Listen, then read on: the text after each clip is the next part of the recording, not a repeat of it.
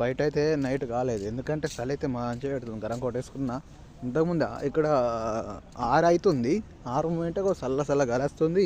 Side పొంటి నేను బయటకు వెళ్ళిన ఇంతకుముందే, అంటే కాఫీ చాయ్ తాగడానికి బయటకు వెళ్ళిన.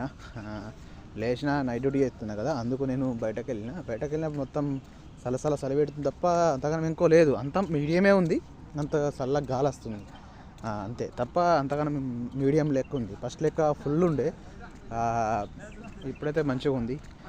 కొంచెం జాగ్రత్త ఉండరు దుబాయ్లో ఉన్న వాళ్ళు, మన అన్నదమ్ములు అక్క చెల్లెలు. ఎక్కడున్నా కొంచెం డ్యూటీకి పోగా డ్రెస్సును గరం కోట వేసుకొని వెళ్ళి డ్యూటీకి వెళ్ళాక కొంచెం ఫుడ్ అయితే తినరు మంచిగా.